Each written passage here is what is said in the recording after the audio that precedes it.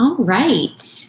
I believe I am live, which is fantastic. So, good evening to all of you that are joining me tonight. I'm so very excited about tonight's conversation. I've got maps and all sorts of exciting things that get me really excited. So, I'm so glad that you are joining me tonight and that our technology is working. Last week, it was giving us some fits. So, this is our Wednesday night live deep dive. And for 5 weeks in our weekend messaging, we've been talking about Joseph. And so tonight, I want to kind of put a bookend on that conversation and cover a lot of ground about Joseph. And so the other cool thing is that I've gotten a lot of really great questions already in emails today. And so I want to try and get through some information and be able to answer those questions and interact with y'all tonight. So thank you for sending those. And thank you for jumping in to be part of this. So a couple things, if you're joining us for the first time or just as a reminder, there are notes for tonight. If you'd like to follow along, they are in the Ashley Ridge app. And if you go to the home screen of the Ashley Ridge the app, download it. In part because the notes make it easier to follow along, and also because there is a map in there, and there's a link to the map, and there's also the actual image of the map as we locate where we're talking tonight. And so I want to encourage you to do that. The other thing I want to encourage you to do, I told you that I've gotten some questions already through email, but as we chat tonight, if you want to go ahead and drop some questions into the chat on our live channel, then I will, if I see them as I go, I might be able to grab them. And if not, there'll definitely be a time at the end for some question and answer. And so I will try to get to as many or all of your questions that I can. So I'm really excited about this. So let me pray for us and we will dive in. God, thank you so much for tonight. Thank you for this time and this space and this platform on YouTube and Church Online where we can sit in our homes and pursue you together. God, I thank you that you tell us that when we seek you, we'll find you.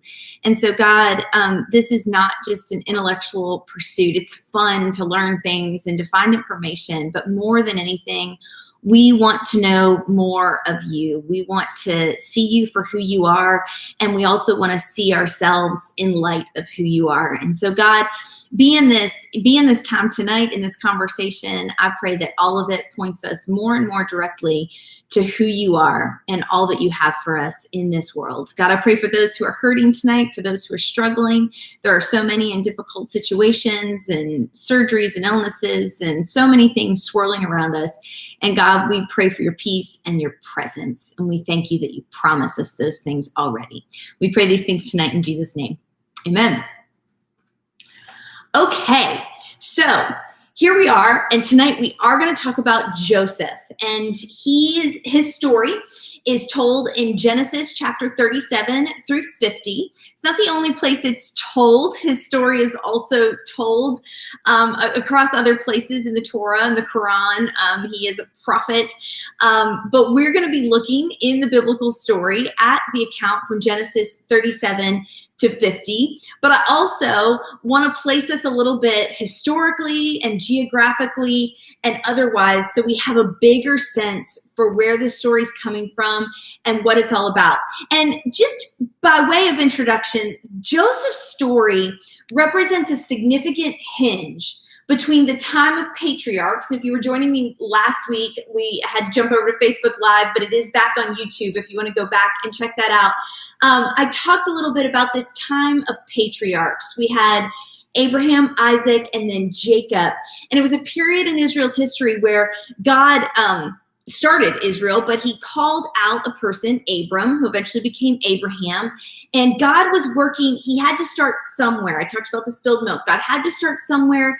And so he picked a person and he began working in him and through him to pursue his people. He was blessed to be a blessing. The idea was that if one group of people could learn to see God for who he was, and he would be their God and they would be his people, then the rest of the world could start to see that interaction and follow and engage.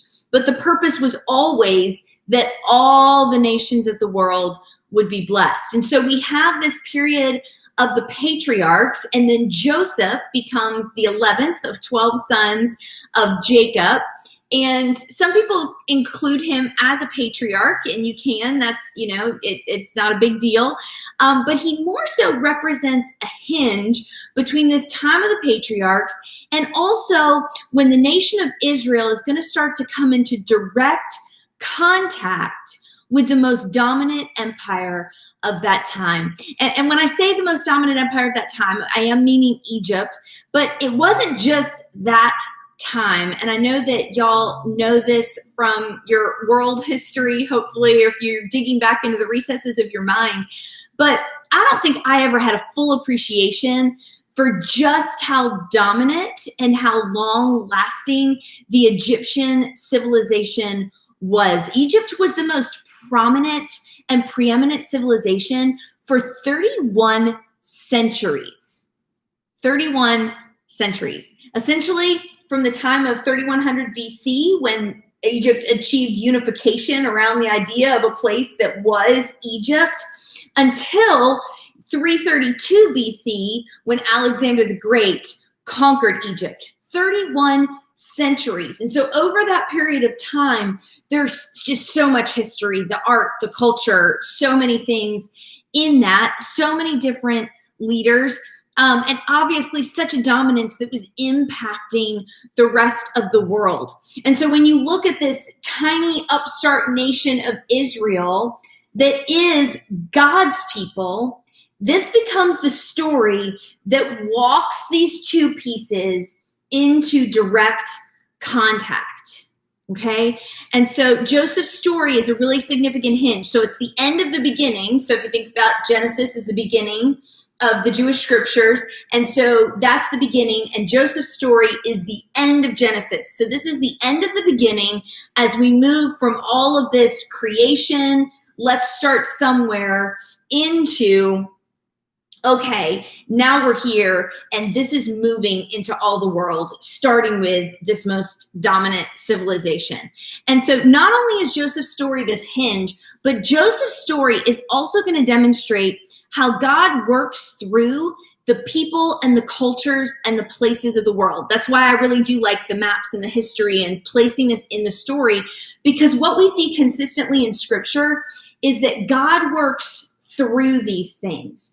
God uses the people. God is not outside of these things. God fully immerses and engages, obviously, ultimately in Jesus, but even well before that, God is going to use even the people that didn't see him or worship him or know him yet. God is going to work through these people and the cultures that exist to achieve his purposes. And so the interesting thing is going to be, too, as we start to come into contact with a very different civilization, is we're also going to see the very beginnings of how God is calling his people to interact differently in the world. We're going to start to see some differentiation of how things played out and what were the common practices of the day and how God was pointing people to, but I have a new way and a different way. Okay, so with all that in mind, we're going to encounter this Egyptian civilization. We're going to find out how God is going to use them and work through them as part of this big story, and also how it starts to separate. We're going to talk quickly about 4 big areas in the Joseph story where we start to see that. But first, I do want to pull out the map, and y'all bear with me. You know I love maps. But I want to give you some reference points. So if you've already pulled it up, in the app, there's a link to this map and also a picture of this map that I put out there for you tonight. And this is the ancient Middle East. So this would be the ancient Middle East around the time that Joseph would have been living. And so to give you some quick reference points, here is Canaan. All right, we're going to find out that Joseph came from the land of Canaan. Canaan is modern day Palestine, Syria, and Israel. So this was a big region that ultimately we would know as those different places, but at that time it was the land of Canaan. All right, and so there's the land of Canaan. Here's the Sinai Peninsula that's going to separate Canaan from Egypt. Okay, so this is the top of Africa, essentially, is what we're looking at over here. And here's Egypt up in this top corner. And we've got the Nile River that's coming down here. That's the green. Okay, and there's Sinai, and there is Canaan. If I can zoom in, and I didn't give you a link to this map, but there's lots of great maps if you go online. And also, if you have a Bible, a study Bible of any kind, there's a lot of maps that you can find. And maybe I'm a nerd, but I think this stuff is so helpful. So here's, if we zoom in a little bit, just to give you your bearings as we walk through the story. Again, Joseph's born in Canaan. His brothers are going to sell him off. He's going to work his way over, and he's going to end up in Egypt at Potiphar's house. And then he's going to end up in prison. And then he's going to end up as part of Pharaoh's household. And then eventually, when he reunites with his brothers and then his father, he's going to have them travel from Canaan over to here. And again, with camels, this was a slow journey. This was not a quick jaunt. But they're going to come across. And it was important they needed to, because remember, there's a 7-year famine at the time that they're reuniting. And again, we're going to walk through the story a little bit more slowly in a minute, but I want to give you this big picture. But they're going to come over, and it says that they're going to settle in Goshen.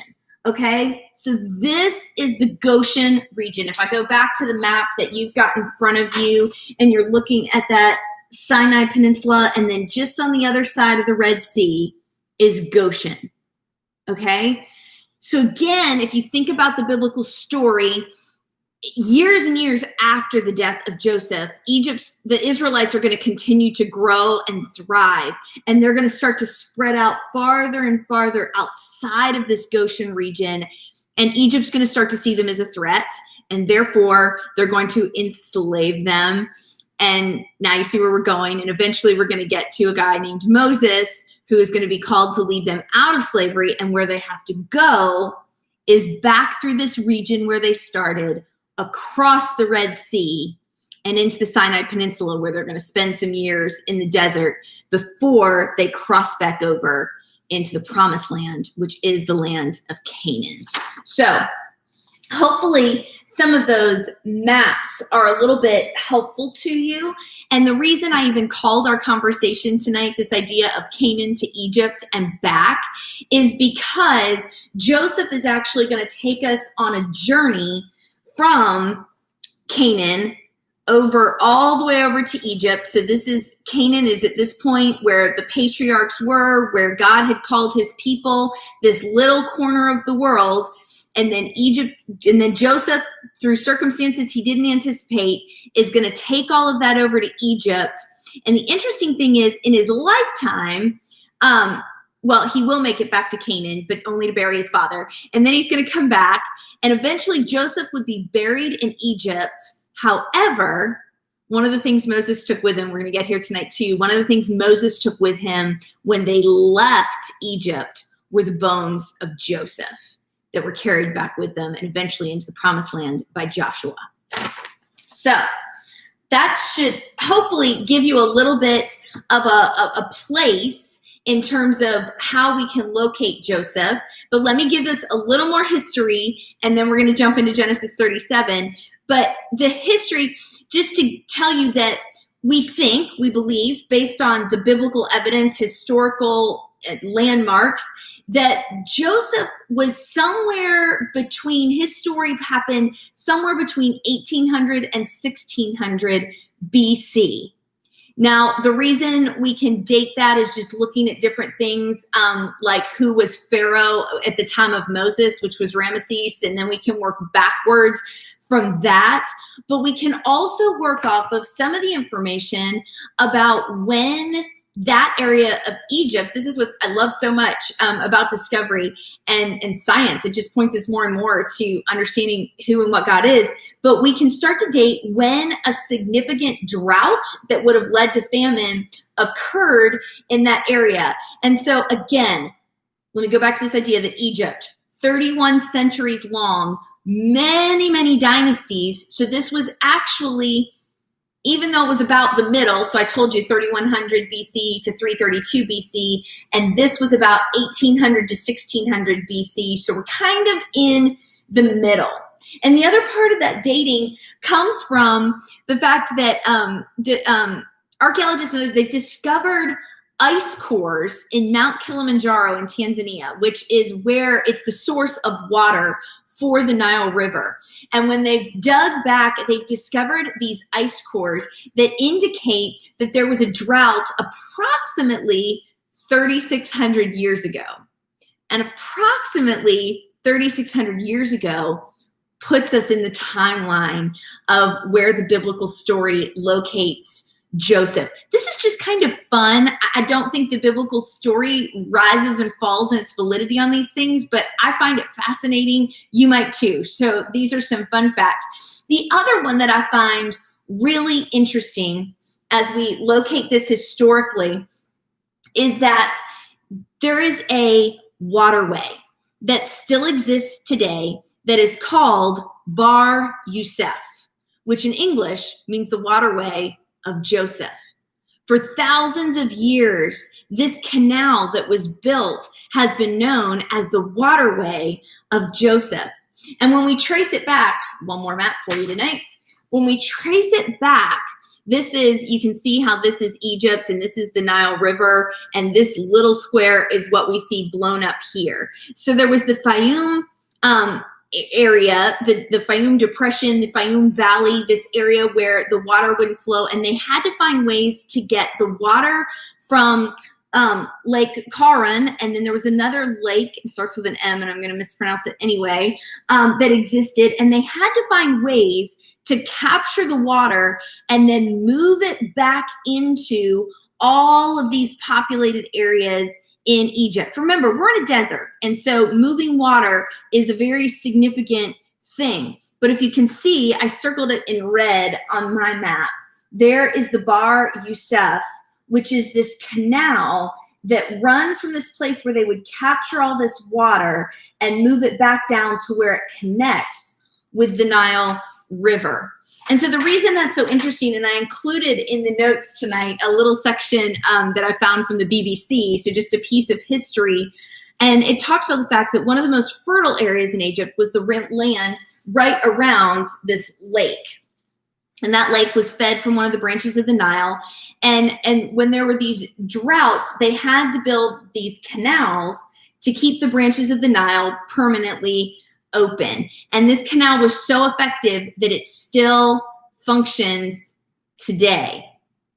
And I'm going to read this, and it is in the notes, but it says, there's no record of who built the canal, but for thousands of years, it has only been known by one name. In Arabic, it's the Bar Yusuf. This translates into English as the waterway of Joseph. Could this canal have been built by a certain prime minister called Joseph as part of his work to save Egypt from famine? And was this prime minister the son of a Canaanite called Jacob? Okay, so just some fun scene setting for you as we enter into this conversation tonight. But now I want to start talking directly about Joseph and where he entered into the world and into this picture, how God was going to use him to take these people, this nation of Israel, into direct contact with Egypt and start to paint a picture of a different civilization, of a whole new way of life. And so if we start in Genesis 37, and I'm just going to take some really big leaps through here.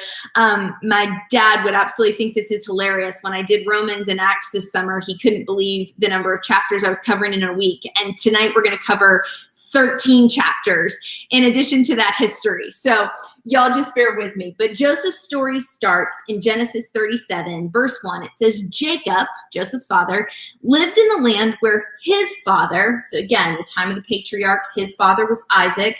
Isaac gave birth to Jacob and Esau.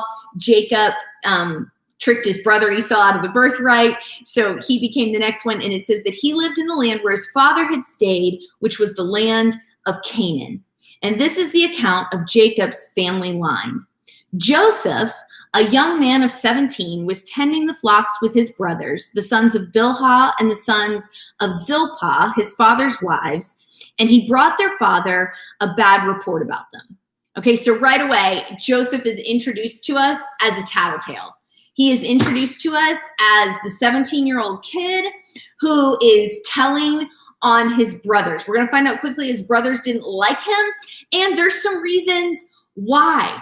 Now, part of the interesting thing about this is that in those times, obviously multiple marriages were a thing. And if you go back into the story of Jacob, you'll see that he gets kind of tricked. And so he intends to marry Rachel, and he ends up marrying her sister Leah first. And so then he has to wait for Rachel. And then, as was also common, he took their slaves to also be his wives, so Bilhah and Zilpah. And they're in this whole arrangement of these of these multiple wives and then siblings of these different wives. There was a lot of tension that was baked right into these families, okay? So, I mean, if you're thinking biblical story, think Isaac and Ishmael, right? Abraham was waiting to have a child, and he and Sarah were having trouble, and so she gave him her servant Hagar, who had Ishmael. That created an issue. Sarah wanted them gone. Eventually she had Isaac, and the whole Isaac-Ishmael story takes flight. And so, again, this is not just in the biblical story. This was culture at the time. And the more anthropologists study this, they see evidence of how much families would segregate themselves based on this different parentage, which was interesting because in a time of patriarchs, they shared a dad, but they very much delineated themselves based on their mothers. And so here are these brothers, some of them the sons of Bilhah and the sons of Zilpah, his father's other wives, and they're just they don't really like each other. And so he brings his father a bad report about them. Now Israel, that was the other name that for Jacob, God renames Jacob Israel. And so don't get confused in the back half of Genesis. You're going to see Jacob called both names. Okay. So now Israel loved Joseph more than any of his other sons. This is not also a recipe for success, because he had been born to him in his old age, and also to his wife, Rachel, who was the wife that he wanted from the beginning. Okay, just giving you some better context for why Joseph was the favorite. He came along late in life. Rachel had trouble conceiving, and then eventually she gives birth to this son, Joseph. And so he was this prized child of his father. And so he made an ornate robe for him. And when his brothers saw that their father loved him more than any of them, they hated him, and they could not speak a kind word to him. All right, so we're having all kinds of trouble here. We got trouble right here in River City. Sorry, y'all, I'm checking the computer really quickly because I'm not seeing anything over in the live channel, and I think I'm just somehow not connected, and I don't want to be missing questions if there are any. So I think I'm connected now. So again, if you have questions as we go, don't be afraid to drop them into the chat. Okay, so it says that the father loved him. When his brothers saw that their father loved him more than any of them, they hated him, and they could not speak a kind word to him. And so right away, we see this cultural piece of sibling rivalry that existed all over the place, except that this is not something that God is going to intend for his people. He promised Abraham that he would have descendants as numerous as the stars in the sky. And they were going to become this nation that was going to live differently, and through them, the nations of the earth would be blessed. Now, right away, what we see is a group of brothers acting just like the world. They are angry with each other. They have different parentage. It's sowing all sort of seeds of contention that are going to set Joseph off on this journey. But the whole time, God is playing a long game. And so already what we know, having looked at the whole story of Joseph, is that God is not done with these brothers. This story of these siblings wasn't going to end with them selling their brother out of Canaan, because God has a different vision for how his people are going to come together and find ways to live together. All right. So right now we're just kind of setting the seed for that sibling rivalry and how it's going to end up playing out differently. All right. Now, if you skip ahead to Genesis 39, it says, now Joseph was well built and handsome. And so at this point, Joseph, his brothers, they were going to kill him. And then they, thought, well, we'll just throw him in this big hole and he'll die. And we'll tell dad that he was killed. And then they see these traders coming along and they're like, oh, score, we can actually make money off of him. That's a better plan. And then we didn't actually kill him. So yay, us. And so they get him up out of the pit and they sell him to these traders. And so Joseph is carried off on his journey from moving now from Canaan across the Sinai Peninsula and into Egypt. And when he gets there, he ends up being sold into the home of a prominent Egyptian named Potiphar. And things go well for Joseph in Potiphar's house, so well that Potiphar just starts trusting him with all of these different things. And life is great and things are good, and except Potiphar's wife. Potiphar's wife decides that she is the wife of a prominent Egyptian and she should be able to have whatever she wants, because that was how the culture worked. And so here we are in Genesis 39, the back half of verse 6. Now Joseph was well built and handsome. And after a while, his master's wife took notice of Joseph and said, come to bed with me. But he refused. With me in charge, he told her. Now remember, he's a slave. So, the fact that he refused her is a big deal. The fact that he's now going to speak to her and explain himself is a big deal. He said, with me in charge, my master, Potiphar, does not concern himself with anything in the house. Everything he owns, he has entrusted to my care. No one is greater in this house than I am. My master has withheld nothing from me except you, because you are his wife. How then could I do such a wicked thing and sin against God? And though she spoke to Joseph day after day, he refused to go to bed with her or even be with her. Now, eventually, this is going to become a huge problem because she's going to try to take advantage of him. He is going to flee, and she's going to be holding on to his coat. And then in her embarrassment, she says, he tried to come after me. And so lo and behold, Joseph is actually going to be the one who ends up in prison. And he's in prison for quite a long time. But it's because he runs straight into this moment of temptation. And here again is where we're going to see it gets handled differently.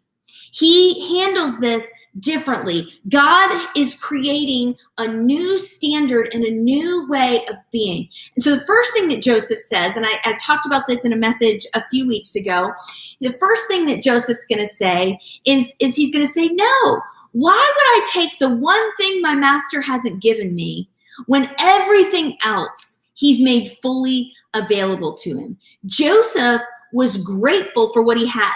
This kid who was taken from his home, just sold and despised by his brothers, and ends up in this crazy place. He's falsely accused. He ends up in prison. But even in the midst of all of this, he's going, no. Don't you see how I have so much? There's this mentality that says when we can be grateful for what we have, we don't need to fight for what is not ours. God set aside a people and he said, I'm going to give you everything you need.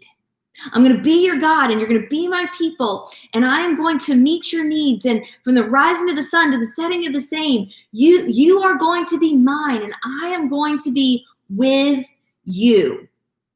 And so there's this incredible relationship that's already starting to form. And Joseph's the first one that really latches onto this. And he says, no, I know what I have. And also, why would I sin against God? Joseph puts obedience to God higher than his survival in this foreign land. He's in a place far from home. He's in a position of slavery, and still he values obedience to God above all else. And if you study ancient Egypt, that was not the way of life. The reason there were so many dynasties, and every time there was a new dynasty, was because it switched families. There was not a high degree of loyalty that existed. But God was looking for a people that were going to be fiercely loyal to him in the way that God was going to be fiercely loyal to them. This is a different way of living in the world. And we're seeing it now that these two civilizations are coming just side by side with each other. All right, so Joseph now is going to spend some time in prison. While he's there, he meets a couple of other people that have been thrown into prison. We don't entirely know why. One's a cupbearer, one's a baker, not a candlestick maker. But anyway, these guys are in prison, and they have these dreams. And Joseph is able to interpret their dream. And so eventually they get released. Well, at least one of them does. The other one gets killed. We don't know why. But the one that's released, the cupbearer, has some immediate proximity to Pharaoh. And as he's being released, Joseph is like, hey, don't forget me down here in this prison hole when you get out there. But sure enough, he does. Until years and years later, Pharaoh begins to have some dreams, some weird dreams. And he calls in all of his advisors and all the people he would usually talk to about whether he should drink buttermilk before bed, and he can't figure it out. And then it occurs to the cupbearer, I know who you need. I know who you should talk to. We need to get Joseph into this mix. And so Pharaoh calls out Joseph, and I love this. He's actually going to clean him up first. Now I'm in Genesis chapter 41. He's going to bring him out of prison. They're going to clean him all up, and then he's going to come before Pharaoh. And Pharaoh, Genesis 41, verse 15, Pharaoh says to Joseph, I had a dream and no one can interpret it. But I've heard it said of you that when you hear a dream, you can interpret it. Okay, now let me back up a little bit here. Earlier in Joseph's life, back when he was with his brothers, another part of the reason they didn't like him is because he was having these dreams about how they were all going to bow down to him one day. And Joseph liked sharing those dreams with him in the same way he liked tattletaling on them, in the same way that he liked wearing his fancy coat in front of them.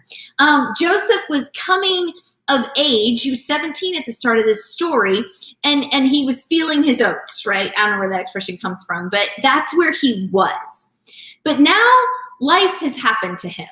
He's now been sold into slavery. He's now been falsely accused. He's now spent some time in prison.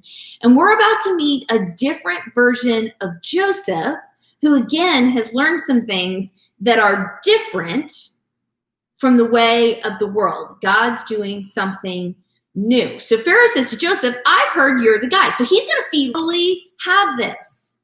But that's not what Joseph says. Instead, in verse 16, he says, I cannot do it. Can you imagine? He's finally out of prison.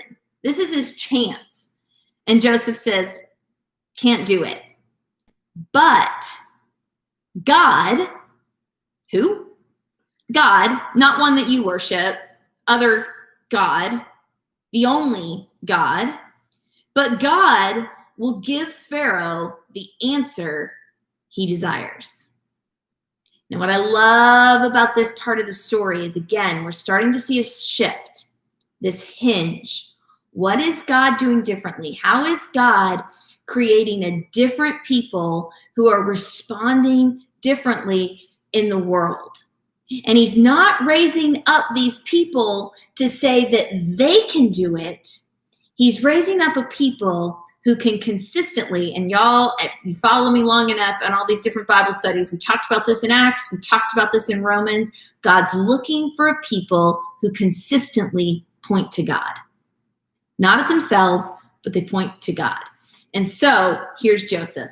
I can't do it, he tells Pharaoh, but God will give Pharaoh the answer that he desires. This humility factor. I can't, but God can. Okay, let me keep moving here. So far we have these three pieces: this sibling rivalry, this temptation, this humility. All of these things, we're starting to see a different way of interacting in the world.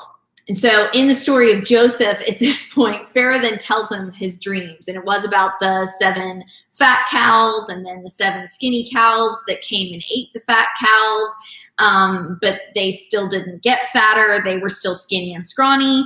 And then there were these 7 stalks of wheat that were healthy. And then these 7 diseased stalks of wheat came and overtook them. And so again, Joseph has this moment here where he could have made something up that sounded better, but he does depend on the wisdom that God gives him. And he says, oh, well, Pharaoh, bad news. So here's what your dream means. It means that Egypt is about to experience 7 years of plenty. For 7 years, we're going to thrive. We're going to have enough rain. We're going to grow crops. We're going to thrive. We're just going to have everything we need for 7 years. And then for 7 years, there's going to be a famine. Okay, God's giving this advanced warning. He's letting them know this is what's coming. He says what this dream means is that then there's going to be 7 years where there's going to be a famine and there's going to be a drought. Now, this is where it's great. Joseph doesn't stop there. Now that he's on a roll, he keeps going and he says, so here's the deal. You should have a plan. You should go ahead and have a plan for how you're going to deal with this. So in the 7 years, while there's plenty, you should store up all of the extras, and you should even take from everybody else and from all around you so that you can practice wisdom on behalf of the many. And you're going to just create these storehouses and you're going to collect this grain so that when the 7 years of famine come, not only will there be enough, but it will also set you up as the one that everyone needs. This is going to be a good opportunity for you. And so Pharaoh thinks, well, this is a great idea. And Joseph says, yeah, and you should probably appoint someone over this. And Pharaoh's like, awesome. Yes. How about you? So suddenly we have this boy from Canaan who's made it to Egypt. He starts at the bottom. He falls even lower. And now he's at the right hand of Pharaoh. And Pharaoh is going to use him to help so many people, eventually his own family. And so everything happens just like he says. They collect all this food, and then the famine starts. And in the midst of this, Joseph marries. He's got sons. He's got family at this point. So he has a lot at stake as well. And then eventually, as more and more Egypt is the preeminent civilization, we start to see people from all over, the people from Canaan, start to make this pilgrimage to Egypt because it's the only place where they can find food. This is a very widespread drought, a very widespread famine. And so eventually, Joseph's brothers, who think at this point, Joseph's dead, like he's dead, he's gone long ago, never see him again. They make their way here. And they find themselves directly in front of their brother, who, of course, they don't know is their brother because at this point he looks like an Egyptian. And he probably walked like an Egyptian. See what I did there? So here he is in Egypt. His brothers don't recognize him. And so they just show up and ask for food. And then there's this whole story that plays out. And I talked about it a couple weeks ago in a message where I talked about the whole idea of practicing wisdom and growing thick skin to keep a soft heart. I encourage you to go back and revisit some of that idea. But basically, Joseph plays this game with his brothers before he tells them who he is to try to figure out if they've learned anything in the time that they've been gone. Because somehow, in a way that we don't even fully understand, Joseph understands that God is doing something through this family. He is doing something through this nation that right now is this extended family. And so Joseph is seeing this bigger picture that God is working out. And so first he tests things out. He discovers that they no longer are practicing the same kind of sibling rivalry, because lo and behold, Rachel has had another son named Benjamin. So Joseph has a brother now by the same mother and father. Only he didn't come along because dad was worried something would happen to him. So the brothers leave another brother, Simeon, and they go back. And they go back to their dad and they're like, we have to take Benjamin with us. Dad doesn't want it to happen. But big brother Judah says, trust me, I'll guard him with my life. And so they go back. Joseph plays another little trick and plants a silver cup in Benjamin's bag of grain as he's sending them all off. And then he sends his guard after them. And when they come back, Joseph's brothers are just overwrought that now this brother that they pledged to protect, who his father loves, instead of just leaving him like they had left Joseph, they say, Judah specifically says, take me instead. If someone has to pay for this crime that has happened, then let it be me and let Benjamin go. And it's at this point that Joseph then tells them who he is, and there's this great big family reunion. Eventually they go get dad. Everybody settles in Goshen because Pharaoh hears how overcome Joseph is, and they're good buds at that point. And so here comes Jacob and the whole crew from Canaan, and they're going to settle in the northern area of Egypt. Only we have one more plot twist. We get all the way to Genesis 50, which is the very end of Genesis, the end of the story, and Jacob dies. And the first thing that's going to happen is a very long period of mourning for Jacob. And then there's going to be a very long funeral procession where they carry Jacob's body back to Canaan. Again, he was a patriarch. Like, this was important, so they carried him back to Canaan. But then the rest of the family comes back to Egypt. And at this point, the brothers have had time to talk. And they're worried that now that dad's gone, Joseph hasn't really moved on. He hasn't really forgiven us. He's carrying a grudge. He's going to take us back to Egypt. And now he's just going to kill us all. He's been caring for us. He's made a way for us. We are in good with Pharaoh. But that's not going to last. And so now I'm in Genesis 50, starting in verse 15. When Joseph's brothers saw that their father was dead, they said, what if Joseph holds a grudge against us and pays us back for all the wrongs we did to him? So they sent word to Joseph saying, your father left these instructions before he died. This is what you are to say to Joseph. I ask you to forgive your brothers the sins and the wrongs they committed in treating you so badly. Again, a lie never helps the problem. This was their solution in the moment. What if he's mad? Let's make up a story. Now, please forgive the sins of the servants of the God of your father. And when their message came to him, Joseph wept. His brothers then came and threw themselves down before him. We are your slaves, they said. But Joseph said to them, do not be afraid. Am I in the place of God? Okay, so there it is. There's the humility. This isn't about me. I'm not God. I'm not the one that you answer to. We serve but one God. In Egypt, there were so many gods. In all these other places, there were so many gods. And Joseph says, no, we have this one God, and I am not him. You intended to harm me, but God intended it for good to accomplish what is now being done, which is the saving of many lives. So again, God's playing a long game, and he's doing it through this family where it starts out looking just like the rest of the world. We've got sibling rivalry, we've got dissension, we've got maliciousness, we've got all of these things, but God is doing something new. And he brings them back together, but in the meantime, he also uses what they intended for harm for good, namely the saving of many lives. And then Joseph repeats himself. So then, don't be afraid.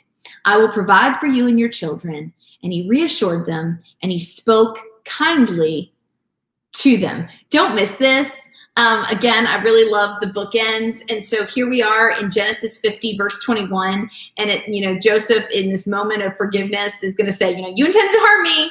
Let's not play games. Let's call truth what it is. Like, this is what you did.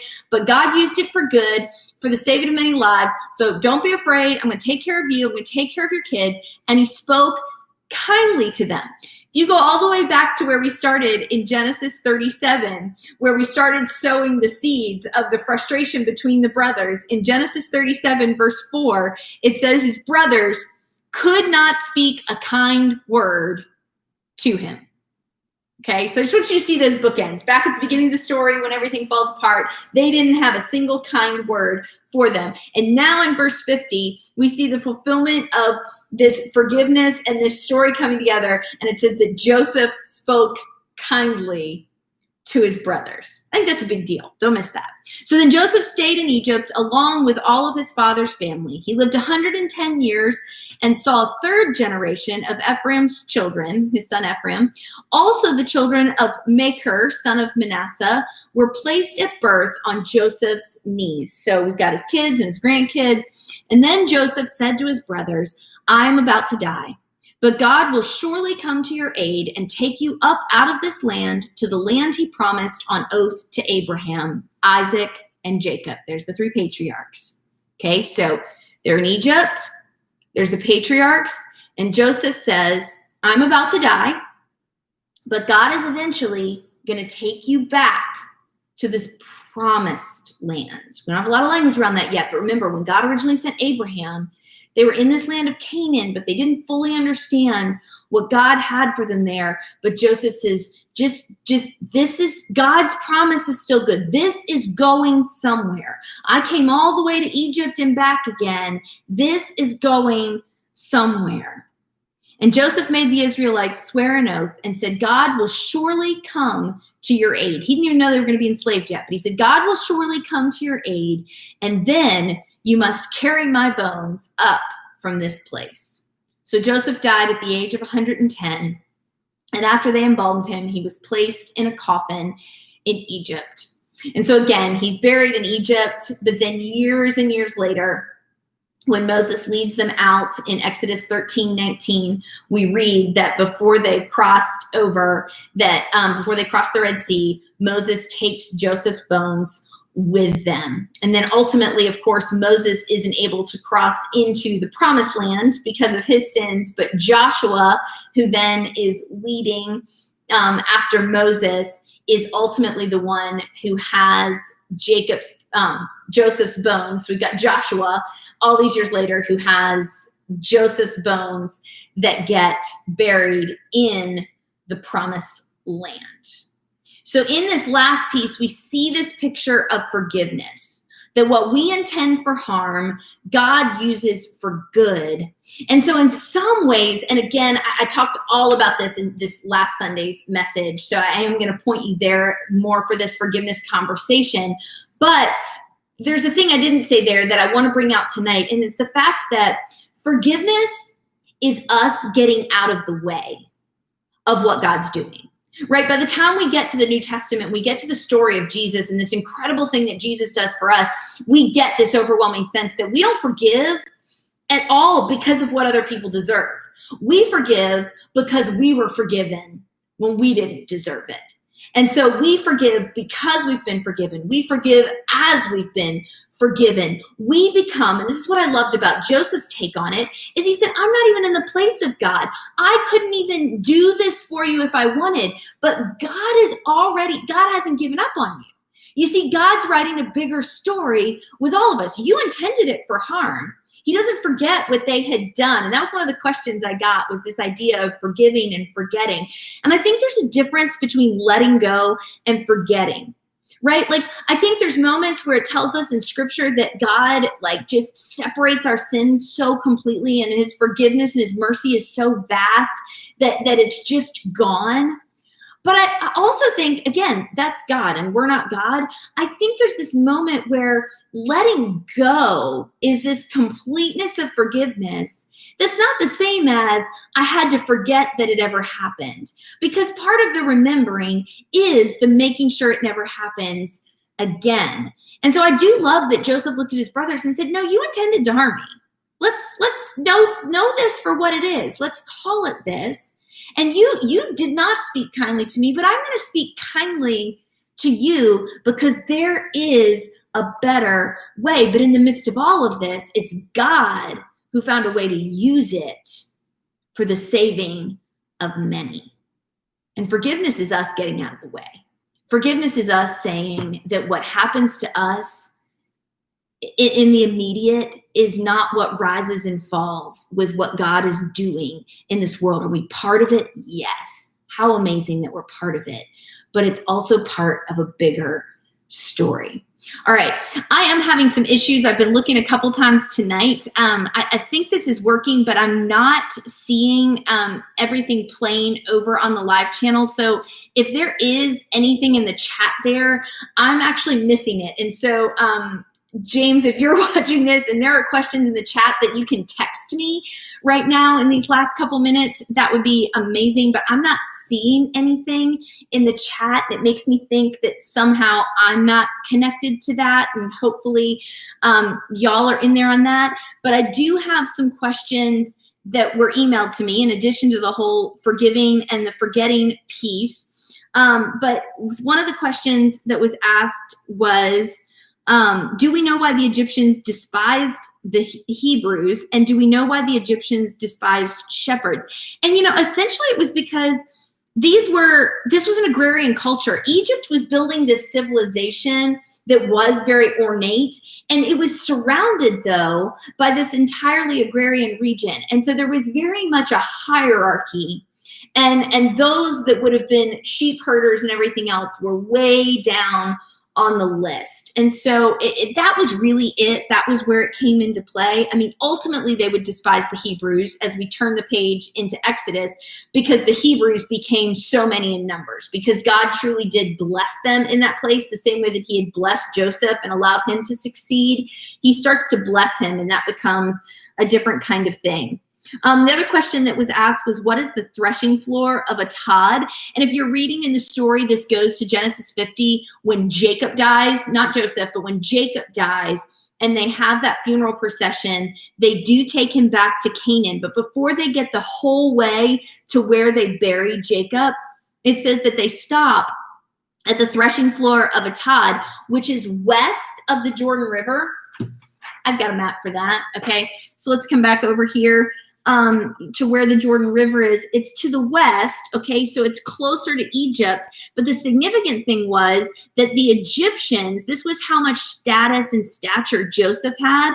The Egyptians actually followed all the way over to mourn with them there in that place. And then at that point, the Egyptians turned back and the Israelites went and continued their funeral process in that place.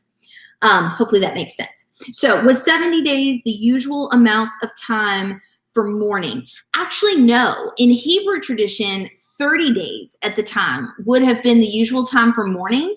But in Egyptian culture, 70 days was the time for death and mourning. And so again, this is where we see cultures starting to intermix and come together. And in some ways, the 70-day mourning was a way that we understand the Egyptians were honoring these people from this foreign nation that had different traditions from them. And then there's a question about why Joseph claimed Manasseh's son, but it doesn't talk about Ephraim's. I actually don't know. We don't get a whole lot more on that. And, yes, he was supposed to claim them too. I'm not sure what happened there. And then the other question I got was, did Joseph's brothers take his body back to the land that God gave their father? And the answer is that, yes, like I said, that his body made it back.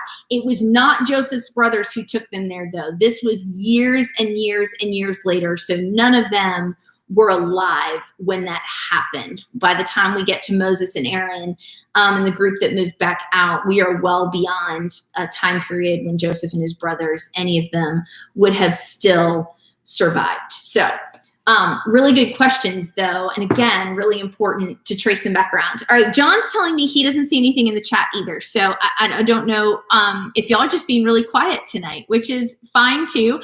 Hopefully you're tracking with me. But he says, are we less forgiving than we are accepting the fact that God's forgiveness is far greater than anything we hang on to? And yeah, exactly, Joseph, John, you're all these J's tonight between Joseph and Jacob and Joshua. John is now asking the question.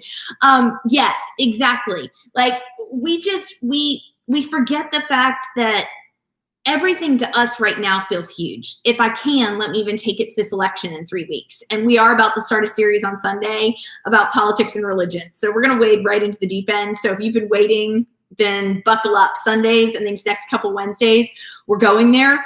But we tend to look at everything, and I think we're in a place right now too where it feels like this is as bad as it's ever been. But part of the reason I love to study history and bring it back is to go, maybe not. It's been this bad before, maybe even worse. Like there are other things. We start to build some context, and it starts to give us perspective on all the things that we might be holding on to when in fact there is something greater that we're missing. If that makes sense. And this whole forgiveness conversation is not easy. Christy says, so are you saying letting go is easier than forgiveness or the other way around? Ha ha ha. Christy was in a small group on Sunday. One of the small group questions coming out of the message on Sunday was, is there a difference between forgiveness and letting go? And I know in our group, we had a really good conversation about the fact that, they are different. And sometimes one is easier than the other. Sometimes it's easier to let it go, even though we haven't really forgiven. And so if it comes back around knocking, chances are we maybe didn't let it go as much as we thought we had. But in the moment, we didn't care. So we're like, it just doesn't matter anymore. And we move on with our lives. But then there's also times where we forgive in the sense that, we want to give mercy. We want to be about that forgiveness, but letting go is where we get stuck. And so I don't think that letting go is easier than forgiveness or that forgiveness is easier. I think it's a part of this whole that all becomes possible when we realize that it's something that God does through us. Again, I'm going to stick here because I love this so much about the Joseph story. Joseph says, I'm not God. Like, I'm not in a position to judge you. I'm not even in a position to forgive you. This isn't something that I'm capable of, but we have this God that even though everything went wrong with us and our life together as brothers got so messed up, but God still somehow used it for good. So we're just going to trust what he's doing. And so that refocused, this idea of forgiveness and letting go was Joseph moving himself to a different part in the picture and saying, that's what I mean when I'm saying forgiveness is us getting out of God's way and saying, maybe I don't need to hang on. Maybe I don't need to dwell here because isn't it possible that God can even use something as messy as this for his good purposes? It's a big conversation. I know we could probably talk about forgiveness for hours, but those are really good conversations. So, thank you for asking that. And that was, like I said, the other question that I got was that whole forgiving and forgetting. And the way it was posed, it was actually from my mother-in-law, Nancy, and I know she's probably watching tonight. I loved how you put it, that idea of, in some ways, we need to remember so that we can learn the good lessons from it. And so, the example there being all the conversations we're having around race in our country. There's an important thing that has to happen right now where we have to tell the stories of history. Because if we tuck them away and say, forgive and let go, then the chances are high that we don't actually learn the lessons and seek to act and remedy the situation. And so this idea, again, of forgiveness and letting go isn't necessarily meaning we forget it ever happened. Back to, you intended it for harm, but God used it for good. This is what happened, but this is how God used the Egyptians, people who didn't even recognize him, and then when they did, turned their back on him, hardened their hearts to him, and God's still going to use them as part of his story of redeeming, catch this, all people. Because even the Egyptians were part of the all nations that God was going to bless Israel so they might be a blessing. Because the truth is, there were eventually some Egyptians that came with them. So, all part of the bigger story. So, I don't see any more questions. This has been a lot of fun for me. I hope it's been fun for you. If you have questions that you either didn't get a chance to ask or questions that you're thinking about later, please feel free to email me, Jenn with 2 N's at ashleyridgechurch.org, and I'll either get back to you directly, or because I'm going to be doing this every Wednesday, I can maybe hit some questions at the beginning of next week. But next week, we are going to be talking about John 17. So we're going to jump way far away from where we are in the ancient Middle East in 1800 to 1600 BC. And we are going to jump all the way forward into the life of Jesus and his prayer for his people as we begin the conversation around politics and religion. And I know it's awkward and I know it can be so contentious, but I love this. And Andy Stanley's actually going to preach the first message. This was his series. So we're going to listen to him set it up. And then I'm going to bring it home in a couple weeks, but then be doing these conversations in the middle. But he says that church ought to be the safest place to talk about everything. And for a long time, it hasn't been. And we're going to try to do our best to reclaim this as the safest space to talk about everything. So I won't tell you who to vote for, but I'd love to talk a little bit of politics and religion with you in the next few weeks. So, all right. I love y'all. Hey, Bobby and John, you're calling me a nerd, and nerd recognizes nerd. So I love that you're out there. Y'all, thanks so much for joining me tonight, and I will see you again soon.